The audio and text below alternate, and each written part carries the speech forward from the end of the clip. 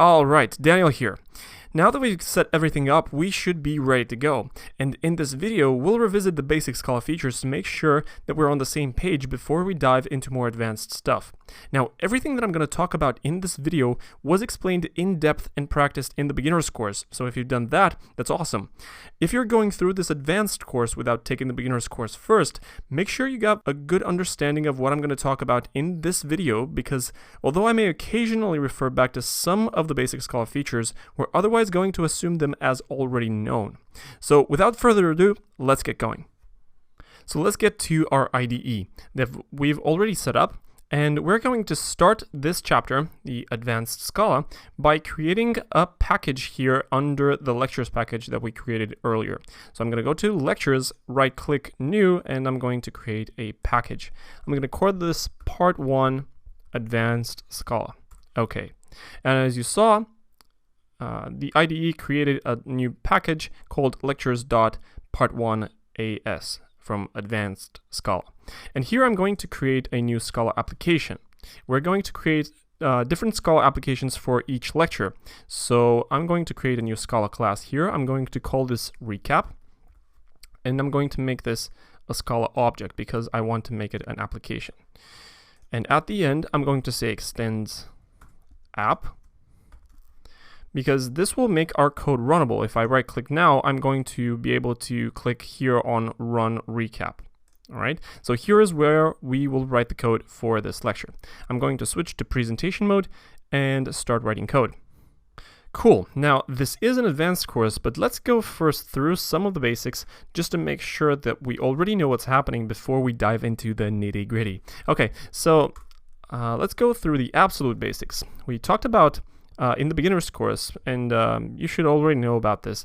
Already know how to declare values and variables. So if I say, for example, a condition which is of type Boolean equals false, this shouldn't be any surprise to you. You should already know what each token or each part of this declaration means and does. All right. We should already know about expressions. So if I say a conditioned val equals if a condition 42 else 65, this shouldn't be any surprise to us because this is an if expression and it returns a value being an expression. We should already know as well what is the difference between instructions and expressions. Instructions are the fundamental operation of imperative languages like Java, Python, or C++, and instructions are executed in sequence to do things for programs, whereas in functional languages like Scala, we construct our programs through expressions by building expressions on top of other expressions. All right. In particular, one such expression that we're going to use a lot is a code block. And a code block is delimited by these curly braces, and it's composed of other expressions. So if I say if a condition, then 54, and at the end 56. Now a code block is composed of many expressions, but the value of the code block is the value of its last expression. So in this case, the value of this code block is 56 regardless of what we wrote before. And in fact, if I hover on this guy, the IDE already tells me this is a useless expression. You may have noticed that except for the first value, the other two values do not have a type. That is because the compiler infers types for us. Speaking of types, we used quite a lot of types in the beginner's course, including the basic Boolean, int, string, and so on, plus the types that we declared. But one particular type that I wanted to talk about is unit, which is very specific to Scala. And unit means the type of expressions that do not return anything meaningful, but only do side effects, like printing something to the console, modifying a variable, and so on and so forth. They're equivalent to void in other languages. So if I say val called the unit, which is print line hello Scala, this expression right over here prints hello Scala to the console and returns unit. All right. We've also talked about functions. So we should know how to declare functions with the keyword def and say, for example, a function with parameter, say x colon the type int, and this returns, say, int, and the implementation is, say, x plus 1, so the immediate successor of x. So this is how we define functions. We already talked about recursion, which is stack and tail. And then we talked about the @tailrec annotation, which forces the compiler to check whether our functions are tail recursive or not. And we also talked about techniques for converting stack recursive functions into tail recursive functions. For example, we talked about a factorial function which takes a parameter and an accumulator to store intermediate results. @tailrec is an annotation that we need to import, and I'm going to use Alt-Enter for it. And this guy is, if n is less than or equal to 0, I'm going to return the accumulator instead of the base case 0. I'm going to return the accumulator, and else factorial of n minus 1 and n times accumulator. We talked a lot about such techniques for converting stack recursive functions into tail recursive functions, and we already know that tail recursion makes recursive functions not use additional stack frames when calling them recursively, and that used to cause a lot of Stack Overflow errors, but with tailrec, they're converted to iterations in the JVM bytecode. So we talked a lot about that. So these are the absolute basics. We also talked about object orientation. So Scala is an object-oriented language, and the object orientation is done by declaring classes, much like Java. So say if I declare a class called animal, we have single class inheritance. Let's say class dog extends animal. So this is a basic inheritance hierarchy.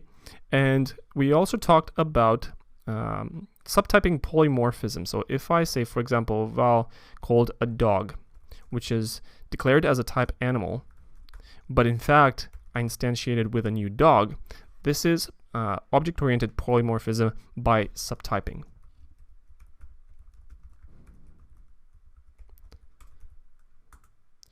Okay. We also talked about abstract data types, like abstract classes and traits. So if I declare a trait called carnivore, this can have method definitions like eat, which takes an animal, for example. A carnivore eats animals. And this returns, say, unit. So I can have method definitions here that are not implemented. They're only going to get implemented in whoever subclasses this trait. All right. And we also discussed about how we can extend a class and mix in multiple traits. Say, for example, class crocodile extends animal with carnivore. And we can override the unimplemented methods and say, I don't know, print line crunch. Okay. So we talked about inheritance with classes and traits. We talked about abstract data types, and we talked about overloading and overriding members. Now, once we got into the object-oriented world, we discovered that Scala is an extremely expressive language, I'm sure you remember. So in particular, we talked about method notations. So if I say, for example, val a croc equals new crocodile, I can simply say a croc dot eat a dog, although I'm sure this doesn't actually happen in the real world. So we can use the .eat notation as we are probably used to from other languages, but we can also say a croc eat a dog just like that. So Scala is very similar to natural language, because the compiler actually rewrites such constructs into the proper dot notation. So the expressiveness of Scala is very much apparent when we talk about infix notation such as here, and we also talked in the beginner's course about postfix notation and prefix notation with all those operators. Now, speaking of operators, I'm sure you remember that Scala is extremely permissive in method naming, and all the operators that we took so much for granted are actually methods in Scala. So if I say 1 plus 2, that actually gets rewritten to 1 dot the method plus with parameter 2. So this is a valid expression, and this is the actual expression that the compiler rewrites our code into. All right, so many operators in the Scala language are actually rewritten as methods. Cool. So further into the object-oriented world, we talked about anonymous classes.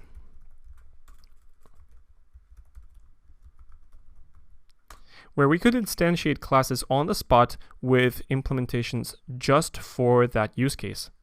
So we can say, for example, val a carnivore equals new carnivore, which is a trait. Remember, traits being abstract, they cannot be instantiated by themselves, but I can supply an implementation of this trait on the spot, and I can say override def eat animal. This returns unit equals print line, let's say roar or something like that. So in reality, what this actually gets rewritten under the hood is that the compiler creates a new anonymous class for us by extending carnivore and overriding the method eat here on the spot and assigning a new instance of that anonymous class to this value. Still in the object-oriented world, we talked about generics. And if you remember, we implemented our own covariant collections. So just for the sake of example here, I'm just going to define an abstract class, myList, with the type parameter a with a little plus here. The plus here signifies covariance, and we're going to talk about variance and variance problems in this course in depth, as I promised you before. Further down in the object-oriented world, yes, it's very, very big, we talked about singleton objects and companions, which in Scala are denoted by the keyword object. So notice that object in Scala has a different meaning. So this pair that I've defined here, the abstract class myList and the object myList, are called companions. And we already discussed in the beginner's course as well about case classes. And in the previous course, we used persons a lot. So I'm going to declare a case class person here with a name and an age. Case classes are a very lightweight data structure that have companions and a bunch of utilities already defined for us. And when I say case class, I'm already implying that person is serializable, that all the parameters are actually fields, that I have companion objects with apply methods, and so on and so forth. All right.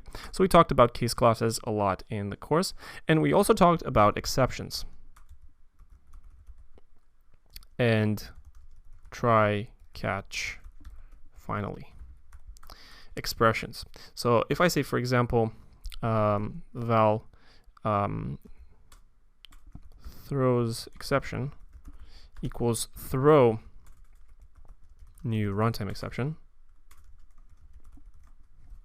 This is an expression that throws an exception on the JVM, and the type for this expression is nothing, which cannot be instantiated. Nothing has no instances, and nothing is also a proper replacement type for any other type. So nothing is basically the type of nothingness in Scala in some way. And we already know how to throw in catch exceptions. So if I say a potential failure equals try, this is a keyword, and we can throw new runtime exception and then catch it. Catching is based on cases. So if I say case E : exception, then we can return a string. I caught an exception. And finally, we can do some side effects like print line, some logs. All right, so we talked a lot about, and we deconstructed the try catch finally expression. Also in the object-oriented world, we also discussed about packaging and imports.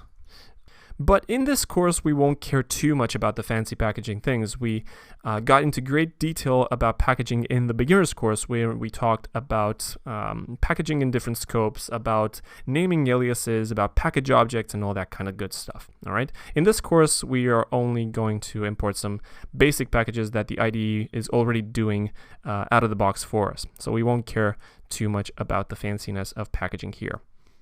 And after that, my friends, we concluded the object-oriented world by saying that Scala is actually more object-oriented than the canonical object-oriented languages like Java or C++, because Scala is designed around classes and objects. So every single piece of code that we write is either in an object or in a class or in a package object, which is also an object. So basically everything in Scala is an object, and with that, we got into, yes sir, functional programming.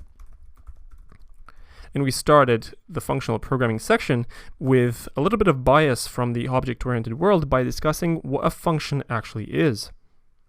And because we know that the apply method in Scala is so special that it allows instances and singleton objects to be quote-unquote called like they were functions, we actually found that functions are actually instances of classes with apply methods. So if I say, for example, val incrementer, which just wants to increment a value, is a new function 1 with int and has an override apply, whose implementation is just the argument plus 1. So this is a function, and we can actually call it as such. You can say incrementer with 1, like it were a function. Scala also has first-class support for functions by reducing them as syntactic sugar to instances of these function types. So if I say, for example, val anonymous incrementer is, and the syntax is with parentheses, this is actually reducing to a function 1 instance. But this is a first-class language support for lambdas or anonymous functions. And functional programming is, as you know, all about working with functions as first-class elements. So if I say list123.map, I can actually call anonymous incrementer. I can put anonymous incrementer here and use this function as a parameter to another function. And map, we call that as a higher order function. We also talked about map, flat map, and filter, which are the basis for a Scala syntax sugar, also known as for comprehension. So if I want to do all the cross pairs between two lists, I could simply say val pairs equals for, and I'm going to open some curly braces, and if I'm putting two lists here, for example, numbers and characters, and let's just put in two lists here, 1, 2, 3, and character from list of A, B, and C, this will yield num plus, let's say a dash, plus the character. And this will do a cross pairing between every number in the list 1, 2, 3 and every character in the list ABC. This is a syntax sugar for a chain of maps, flat maps, and optionally filters if I'm putting in here some if guards with if some condition. All right. Still in the functional programming section, we talked a lot about Scala Collections. So we talked about sequences, arrays, lists, vectors, maps, and tuples, among others. So just to give you an example, we declared maps, say a map equals the constructor map, and we can put in some pairs here like Daniel with I don't know, 7, 8, 9. If you remember, we did these little phone book exercises, and let's say Jess has the number 555. All right, so this is a mapping between strings and numbers. All right, and besides collections, we also touched upon some quote-unquote collections, which are more like abstract computations. And we discussed about options and tries. And to give some examples, we said something like an option is sum with the value 2. So we discussed a lot about what sum and none are, about mapping, flat mapping, and filtering options, and mapping and flat mapping and filter computations that might fail with the try abstract computation. We're going to call that a monad very, very shortly, but I'm not going to use that term too much right now. All right. And after we talked about functional programming, which was a lot of fun, we started talking almost exhaustively about pattern matching, which is one of the most powerful Scala features. And we started by saying how pattern match is actually switch on steroids. So for example, if I say val x equals 2 and if I want to convert that to an ordering naming, like first, second, and so on, I can say x match, and I can put in multiple cases here, like 1 is first, 2 is second, 3 is third, and whatever is x plus th. And this is like a switch from other programming languages, but we got really in depth about pattern matching, and we started decomposing composite values, and we talked about all the possible patterns that we can have in pattern matching. So if I say val Bob equals person with Bob and 22, we learned how to decompose Bob's value into its constituent parts. So if I say, let's say greeting, we did a lot of greetings in the beginner's course, and if I said Bob match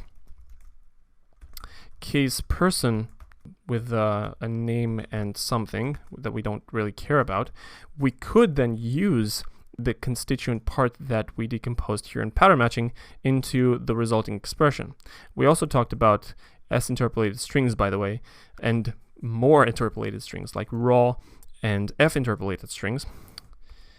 So if I say, hi, my name is N, $N, that will say, hi, my name is Bob, because Bob was matched with the pattern person with a name, and the name was used here in the resulting expression. Okay. We also talked about how pattern matching throws exceptions if there is no pattern that matches the given object, and we basically exhausted all the patterns that we could ever have in pattern matching. Speaking about pattern matching, we're actually going to dive even deeper into it in this section, so very, very shortly. But before that, I want to wrap up. All right, people, this was a really bullet train overview of the Scala fundamentals, but we should now be equipped to get into more advanced Scala stuff starting in the next video.